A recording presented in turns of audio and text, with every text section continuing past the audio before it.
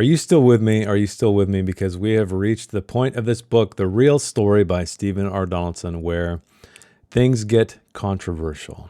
We were talking a little bit about this on the Discord. However, at the time of that discussion, and you should totally join the Discord so we can talk more about this book in detail, I hadn't read it yet. I saw some stuff out of context, and it was interesting. I'm curious, are you still into this book? Are you bothered? Are you turned completely off and you want to throw it away in the trash can? I don't want you to think I'm sticking up for Donaldson, right? That I'm justifying the things he's doing here. But out of context, it might seem terrible. Reading the Goodreads reviews, it might seem terrible. But if you actually read the text, you'll see what he's playing with here. And it all comes down to control, right? The concept of control, because we know that word, and I'm not going to say it here because I know YouTube flags it often, but the vulgar activity that Angus Thermopylae is engaging in with his prisoner, psychologically anyway, as we, I guess at large, agree upon that it is at its core usually about control. It's about having somebody else under your control, and that's exactly what's happening here. However, there is an interesting part to this equation, that being the zone implant, because what does it do?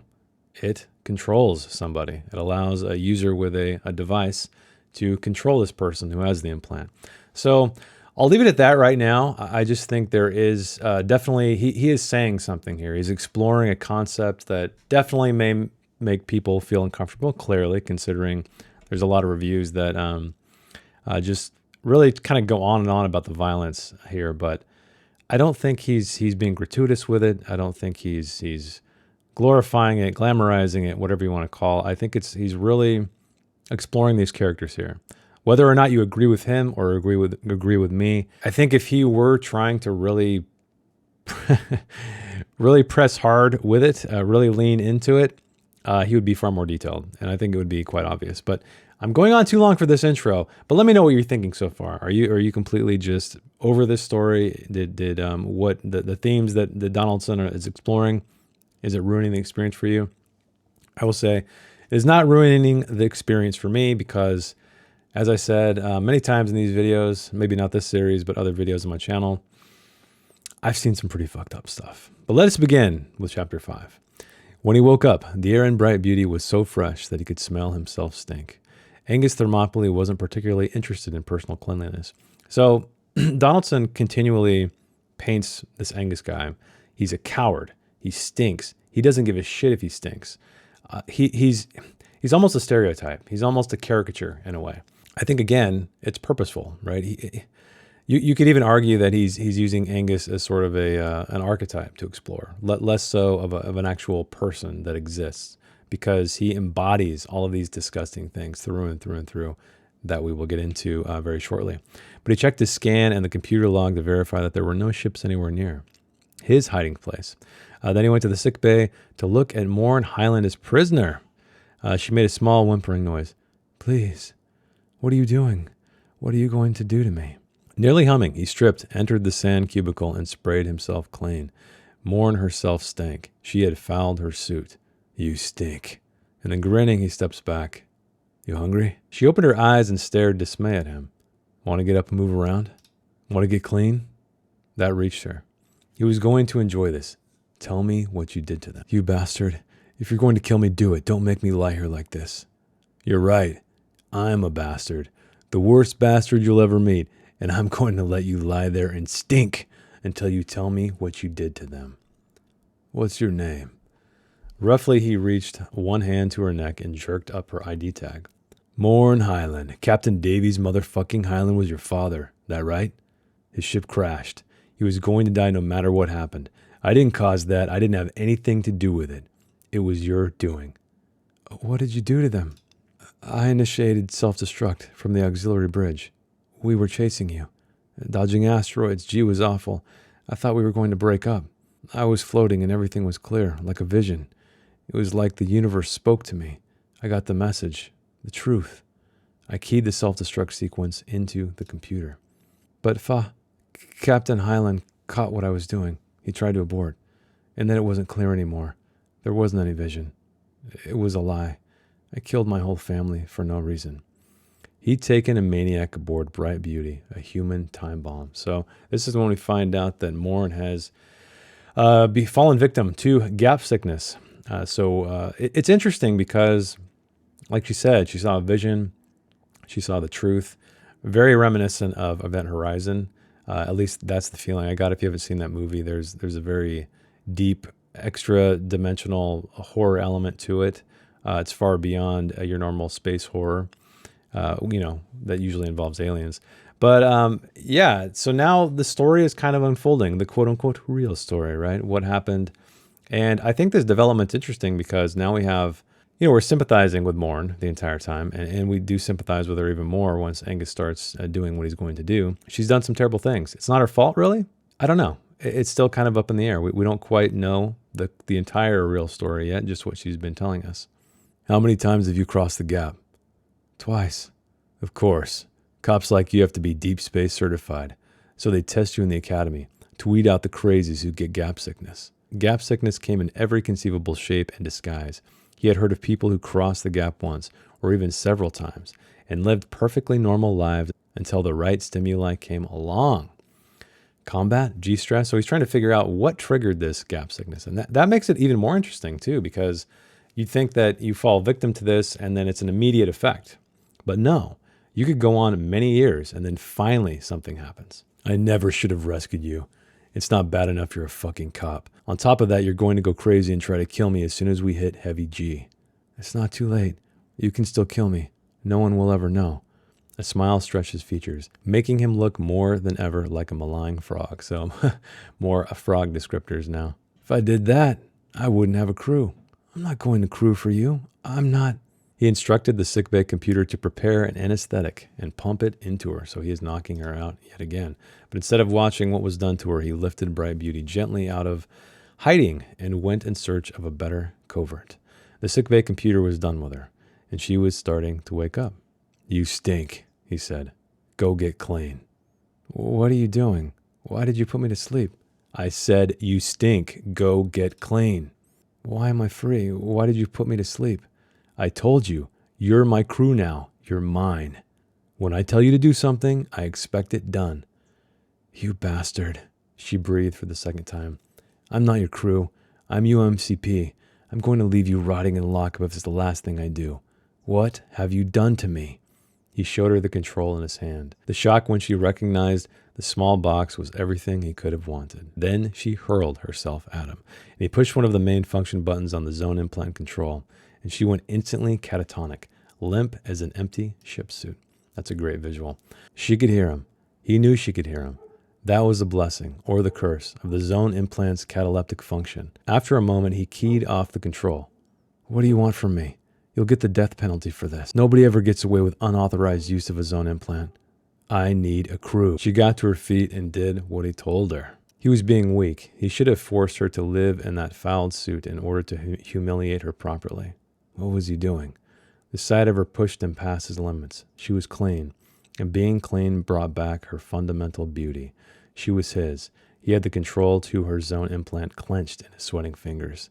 For that reason, he pushed the button, which took away her ability to move. Then he put down the control and beat her bloody with his bare fist, marring her beauty so that it wouldn't terrify him anymore. We're getting grittier. Not quite as gritty as we're going to get, but I think this is starting to reveal the theme. She's beautiful. He wants to destroy something beautiful, which, is definitely reminiscent of Fight Club, if you have seen that or read the book. He's playing with this power dynamic. There's a control dynamic. On one hand, Angus is frustrated because she is kind of pushing back, and the only way he can control her, the only way he can be absolutely sure, and this is emphasized more, I believe, in this chapter, is if he uses the control device. But he desperately wants to just have that control regardless. And if you think about it, he's ugly, he stinks, he's a no-good bastard, and he knows it. He says it often, and he's also a coward. So all of this is compounding and reflecting how she actually has power over him. So that's one thing that I really took out of this, is that, yes, she's being, which I'm not going to say. Yes, she's being beat silly, but she still has some kind of control over him, and he internalizes that, and it really, really bothers him. Which brings us to chapter 6. Several hours passed before he came to the realization that he'd hurt himself as well as her. He would have given her time to recover before he could get any real use of her. She was his, wasn't she? Like a ship, she was in his command. So again, property, ownership, control. He could make her do anything he wanted. So why was he afraid of her looks, right? So she still has his power looming over him to some degree. Soon his surprise became a visceral trembling. He'd never had much to do with women. He'd captured or kidnapped a few, used them hard, then gotten rid of them. But none of them had had Morin Highland's capacity to make him shiver. She was still unconscious. She had no idea what was happening as he undid her ship suit and peeled it off her limbs. He filled her with revulsion, even though there was nothing she could do about it. That was good. So on one hand, he's excited that he grosses her out, right? Because he wants her to show fear. He wants to have who he is naturally affect her. Even though there's a great moment here when he thinks he can do it. He almost turns off the control to allow her to move of her own free will, but then he's a coward, so he presses it. Nevertheless, he continued trembling. He could no longer tell whether he was excited or afraid. Does that make you feel like a man? Do you have to destroy me to feel good yourself? Are you that sick? Shut up. You'll get used to it. Hear that he had his hands on his hips to conceal the way they shook. It's because of men like you I became a cop. Is that so? I thought it was because you like guns, muscle, they make you feel like a man. So he's playing with gender dynamics as well. Men like you are worse. You betray your own kind. You prey on human beings. No price is too high for stopping a man like you. Me? What about you? I wasn't the one who blew up your ship. You killed all those cops yourself. You. And now you can see we have this conflict. We have she's done a terrible thing. He is a terrible person who does terrible things. However, you could argue that it wasn't her fault, I guess.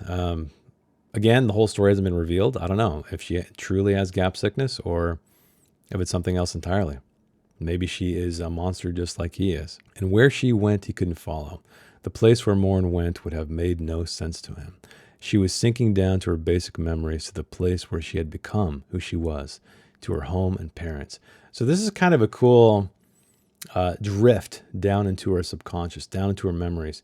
And it's all told omnisciently, at least by my reading anyway. It feels like omniscient because there's a part when she's a very young child, and it doesn't make sense to recall all of this. But this is kind of an interesting technique, how you can kind of dip down into a flashback without it feeling super intrusive. It's almost like you're moving a camera down into a scene. They were both cops, and the UMPC policy of crewing ships with families stopped short of children. Morin was left with her grandparents, so her parents went off while she was left alone to go do their job. Life beyond the hegemony, that's how you say it, right? Of the UMCP thronged with profound perils, threats of the human species itself, which Davies and Bryony Highland, her mother and father, had the courage and the conviction to oppose. Vast space was deadly. It called for valor, determination, and idealism.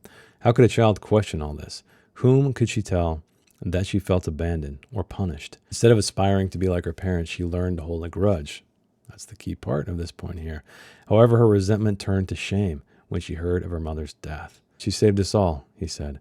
She'll be given a Medal of Valor for it. He held his daughter on his lap with his arms around her as he talked. We picked up a distress call from the ore transfer dump off Orion's Reach. An illegal came in on them hard. She called herself Gutbuster, but she was heavily armed. We were careful, but we should have been more careful. Because we weren't careful enough and because we gave her too much chance to surrender, her first blast ripped one whole side of Intransigent open as if we had no shielding, a pure super light proton beam. The only reason we survived was that Gutbuster needed time to recharge her cannon. Whole side of Intransigent had been ripped open to vacuum. Even your mother's station lost structural integrity. She could have saved herself, for a minute or two anyway. Instead, she stayed at her board. She worked to reroute targ function so that we could use our guns. She succeeded, Morin. That's why Intransigent survived. Why I'm here, talking to you. You know how people die in a vacuum, Morin. It isn't pretty, but it's beautiful to me. As beautiful as your mother herself. She gave her life for her shipmates. No one in the UMPC will ever rest until your mother has been avenged. We will stop Gutbuster and every ship like her. By the time the story ended, Morin had decided that she, too, would be a cop. It was a matter of historical record, though, that Gutbuster was never stopped. She made herself one of the best cadets in her class, but she'd killed her father. She'd brought what was left of her family to ruin. So, terrible, terrible history. Her mother died. She held a grudge with her parents, but felt terrible about it when she saw what sacrifice her mother made. And now she is following in their footsteps. Even if I can't do it, she said, as if her heart were hollow, somebody else will. Her throat closed. Now we are back into present time. The glaze across her eyes was fading. She began to look sharper, more dangerous. Her nipples were poised on her breasts as if they could do damage. So I laughed at that line at first. Lee over on the Discord, he posted it. And out of context, it's pretty funny. It makes sense, right? It's subtext here. So her throat closed, the glaze across her eyes was fading. She began to look sharper, more dangerous. Those being the key words. Her nipples were poised on her breasts as if they could do damage. Funny line out of context, but again, this is subtext. That is why it works. That is why it is not as hilarious as it might be out of context. But this is Angus seeing her, right? She's naked. He's, whatted to her. And whatted to her. He's observing her sort of helpless, but also now she's looking dangerous. She's looking sharper. Even these sexualized body parts are looking as if they could do damage. They are weaponized. But she was wrong. He had no doubt that she was wrong. The cops would try to stop and kill him, not because he shed blood, but because he cut into UMC profits. And he had the control to her zone implant in his pocket. He was secure. Let her find courage if she could. The braver she was, the more pleasure he would get out of breaking her. So he's just constantly obsessed with breaking her and breaking her and breaking her. But can you really break somebody if you have the cheat code? He has a cheat code. And I think that is the interesting aspect of this dynamic at play, is that he's not just controlling her on his own, right? He's not just beating her into submission. He has to have this thing. And what that means is she has power over him. And I think that's what all this repetition is doing here. That's why Donaldson is repeating it so much that you even see it like throughout all of these chapters, how he constantly says he's in control. He's going to break her. He's going to be the worst person ever. That's Angus talking to himself. That's him he's a coward. That's him trying to convince himself that this is going to be a reality, even though it probably won't be. They'll never get the chance, he rasped, showing his yellow teeth. I told you, I'm a bastard, the worst bastard you'll ever meet. And her voice shook as she said, if nobody else stops you, I'll have to do it. I'll get the chance somehow. I can't crew for you while you're keeping me passive. You'll have to let me move on my own, think on my own. I'll get the chance. She was right, he notes. She wouldn't be able to crew for him under the control of the zone implant. The requirements of the job were too complex. So he took out the implant control and snapped it on. Helpless to resist, she lapsed into a pliant state similar to hypnosis. He reached into one of the compartments along the bulkhead, selected a scalpel, and handed it toward her. Take it. So again, he's trying to prove his strength, but he's weak. He's a coward because he has to use this thing. He can't just do it. Put the edge on your tit. So he's getting her with a scalpel on her breast to cut it off. Pay attention. I can make you cut yourself. Remember that when you think about breaking my neck. I'm going to break you until you don't have anything but me to live for. And angrily, he kept under control. Again, he's doing all these terrible things to her, but he's pissed. He wants to release that button. He wants to himself have control, not rely on this device, his own implant. His organ was no longer as intensely eager, this is demonstrating that, as it had been a few moments ago. Down in the black bottom of his heart, he was disappointed. His cowardice had cost him something he wanted. The guy can't even get hard, right? He's so disappointed in himself. He keeps spouting that he is in control, even though he's clearly not. Actions speak louder than words in this regard. But he left her naked on the floor of the sickbay. What he felt wasn't fatigue. It was loss. There he keyed on the cameras and screens so that he could look at the damage Star Master had done to his ship. More beautiful subtext coming up. She had a cabin-sized dent in her side. Her steel skeleton was no longer true. One part of her nose looked like it had been hit by an impact ram. As he studied her wounds, Angus Thermopylae's eyes began to spill tears. All of that damage, all subtext of what's going on right now. His ship is damaged. He's trying to damage this woman. He's trying to control this woman. But it's all too much for him to internalize, right? Well, he does internalize it. It's too much for him to keep inside. And so he actually cries. This guy cries, okay? That, again, is reflecting her power over him. So I feel like all of the people who really were upset by the subject matter that Donaldson is displaying here, Granted, I get it, right? Some people just can't handle that stuff, regardless of what Donaldson is trying to say, but he's not being sloppy with it. He's not being gratuitous. It is all purposeful. And whenever you read subtext in writing, you know that's a good writer. There's so many writers out there that I read that there's zero subtext, and you know that they're strictly writing a story from the surface level. You should always go below the surface level. That's where all the magic happens. You know those movies you see, or even passages in books you read where you feel the tension, right? You have these two people talking about something that is not literally what's going on, but you can feel what they're really talking about. That's the beauty of subtext. Anyway, I'll stop and we'll talk about chapter 7. From that point on, he no longer hit Morn Highland. She was his, and he was ready, eager to use her hard, but he didn't want her damaged. Is that true? There's beautiful segues. I forgot to mention that too. So he didn't want her damaged. He's been beating her up. Also, he was in tears at the sight of his own ship being completely, what it's called, wounded, right? He personified the damage in his ship. I think if you'll notice, I've noticed it a few times how the end of the chapter will segue into the next chapter. I think that's really illuminating Donaldson's strength as a writer. Because on the surface, all of this stuff seems like maybe a teenage boy wrote it, right? Some beautiful woman, some pirate having control over her. You can picture a teenage guy just giggling in the background as you're writing this, but it's not. There's some depth here. And I feel like a lot of people failed to see that who are criticizing this book. He never had much to do with women. In fact, he never doubted that he could live perfectly well without them altogether. But now his brain teemed with lust. Control. She has control over him, right? Before it was all about him breaking her, beating her down, but now he's constantly thinking about her. So while he's doing terrible things and he's a terrible person, he is not technically in control here, or it's really a tug of war, I guess you could say. It was madness to stay where he was, stationary, hidden, defenseless. But he kept thinking of things he could do to Morn. Finally, during one of the periods when he released her from the zone implant's control, she asked, "Why are you doing this? Why do you hate me so much?" It seemed impossible that she would ever have the courage to threaten him again. And yet she was still groping, still reaching for something. What difference does it make? So see here, she is relentless. She keeps asking the same question over and over again. She's trying to pull it from him. You can do better than that. Abruptly he said, "All right, I'll tell you something about me, a little story to help you understand." He was sneering. "I had a roommate once, in reform school. I was a snot-nosed kid, didn't know enough to keep them from catching me. Make me a productive member of society, break me, so they locked me up in school." Are you guys seeing the parallels yet? I would argue that this is a little bit on the nose for my taste. I have a hard time believing that Angus would just divulge all of this. Again, he's a coward. Maybe he doesn't have the mental fortitude to keep this all inside or use it to his advantage.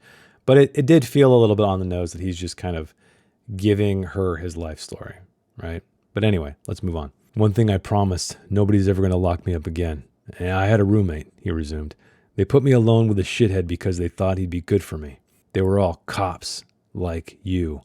My roommate was supposed to be a good example, one of their big successes. They wanted him to help reform me. His name was Scarl. He was a big fucker, the kind of illegal who eats shit and smiles. He sure did want me to believe that he was my friend, taught me how the school worked, didn't let the big shits pound me. But I got him. Good old Scarl never knew what hit him.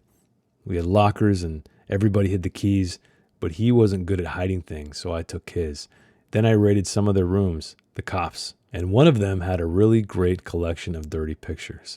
That's where I still get most of my ideas. I put it all in Scarl's locker, locked it up. Next morning they went crazy, made us give our keys and stand there naked until they got around to searching our lockers. When he saw that stuff in his locker, good old Scarl fainted. Those dirty pictures finished him. He got shipped out. I got put in a room with a bunch of motherfuckers who liked to cornhole me when they didn't have anything better to do." So you can see, this is his trauma. He got cornholed literally by all of these cops. She's a cop. He's taking out his aggression on her. However, as I keep repeating over and over and over, she has some kind of strange control over him. And what's interesting later in these chapters that he even uses the word love, right? Internally anyway. Then she asks, "What does that have to do with me? You betrayed your roommate, but he was the one who protected you. What does it have to do with me?" "It felt good. That's what it has to do with you. It felt good." She said softly, thinly, "Stop this." And he paused. "So far you've got authorized use. for this zone implant. I'll testify to that. I'll say you had to do it to save both of us. Just stop this. Just stop. I thought you were going to find some way to do me in. I'm afraid, she murmured as if she were pleading. I want to live. I'll crew for you back to Combine Station. I'll testify. I'll do whatever you want. I'll be your lover. Just so you stop hurting me. Had he broken her already? Was she really that far gone? No, he rasped. I'm never going to stop. I'm never going to stop hurting you. Before she could upset him anymore, he left her alone so she could use the sand or rest, do whatever she wanted to get herself ready for him. So the cycle continues. The abusive cycle continues. What I find, too, that's interesting about Morn's responses is they almost feel rehearsed. They almost feel robotic, how she's just kind of pleading with him, just stop hurting me. It's kind of hard to tell if it's an act or if she's being genuine, because in the beginning, she was saying, does this make you feel like a man, when he was, doing you know what to her? Now she's all of a sudden just kind of folding. I feel like she has something up her sleeve. And she does some things in here that are kind of alluding to that fact, but kind of not. But anyway, let's talk about chapter 8. He found, however, that his drive for her flesh had inexplicably soured. Highland felt as good as he said it did. Again, sorry, I forgot to mention, great segue, because he was allowing her to get ready for him. But now his lust, his drive for her flesh had inexplicably soured. Highland felt as good as he said it did. It still wasn't worth the risk of remaining stationary, hidden without repairs. So he needs to get going because he's not in a good spot with his ship. He began turning some of Bright Beauty's systems back on. Bright Beauty had a dangerous blind spot where her ports and antenna had been smashed, tricky for the pilot, more difficult to analyze incoming data. And then a small blip on his screen began flashing. Sickbay. She succeeded in reprogramming the sickbay computer. She was telling the sickbay to give her a lethal injection of nerve juice. Morn. Angus Thermopylae was a coward. He keeps repeating this, and it is for a fact. I do not think this is a mistake. He was at his best when he was afraid. He grabbed in his pocket for the zone implant control. He squeezed the function button, which rendered her catatonic. She stretched out on the berth before keying in her instructions. She'd even strapped herself down, so she was almost ready to have this machine kill herself. But there is a little bit of a scene turn in this. What's the matter with you? Are you out of your mind? One of his hands left a small smudge of blood on her shoulder. Oh, shit. Breaking the needle had scratched his fingers. He thought he could see a clear fluid mingling with the blood around the scratch. Nerve juice was a clear fluid, colorless, tasteless, odorless, capable of killing. Then he turned to the computer's control panel. Emergency, cancel injection, clear malfunction, treat nerve juice poisoning, source of poisoning, right hand. The probes cleaned and sealed his scratch. The cybernetic arm gave him an injection. The cat was having a strange effect on him. A sense of eerie calm filled him as he took the zone implant control out of his pocket and released her. Interesting development. Get up. She unbent her limbs, got her legs under her. Finally, she stood in front of him. In his mind, he saw himself hitting her. I want you alive. If you ever do that again, I'm going to do things to you that'll make what you've already been through look romantic. If I want, I can take you to the nearest bootleg shipyard and make you a public screw for every syphilitic illegal in the whole fucking belt. Come on. I want you to start earning your keep. He still wasn't sure why he hadn't hit her. Must have been the effect of the cat, or of the possibility that soon she might be desperate enough to fall in love with him. He's pretty delusional. Yeah, I don't know where to go with that, but this dynamic, this relationship is continually evolving in an interesting way, which brings us to chapter 9. In fact, he had every intention of taking her to the nearest bootleg shipyard. The truth came to him 2 days later while Morn was running Bright Beauty through warm-up, getting ready to lift out of hiding. She'd become subdued, pale in her emotions as well as her looks. She obeyed him so implicitly and so well that she instilled confidence. A little ingenious programming enabled him to install a parallel control for his own implant on his board, so in case he doesn't have it handy. But money was why he couldn't go where he'd intended, no matter how well they knew him. The shipyard just inside Forbidden Space wouldn't so much as cycle their airlocks for him on spec. Of course, repairs were cheaper on Combine Station, and some people were even given credit, but that was out of the question. The workmen would need access to some of the ship's secrets. Security would hear about it, and he might never get out of the dock again. He couldn't get Bright Beauty fixed until he had more money. Then he snapped at Morn. Shut down. I'm sorry, she said dully. What did I do wrong? How many people back on Combine know you're after me? We weren't after you. You can't expect me to think you were looking for those pissed out miners. Captain Davies fucking Highland knew my name. Commine Security gave us your name. Just a list of suspicious characters, people to watch out for, ships. But we weren't after you specifically. We were on patrol, that's all. We just happened to find you. Don't try to con me, bitch. I was in a played out part of the belt. You patrol where the money is. You forget, we were covert, pretending to be a new oreliner. That's the main thing we were trying to do, lure somebody like you to follow us. I guess it was a deliberate coincidence. It happened because we were trying to make it happen. Until you blasted those miners, we knew there was always the chance you were innocent. All right. Who knew what you were doing? Nobody. That's the whole point of going covert. When we come out from Earth, we don't know who we can trust. And Angus believed her. If she were telling the truth, he could get away with it. If she were telling the truth. And if he could control her. If he could break her into small enough pieces. You kept your mouth shut for the cops. I'm going to make sure you do the same for me. In the sickbay, he studied her face, drilled her, dredged the information he needed out of her, and drove himself between her legs in spasms of fear and hope.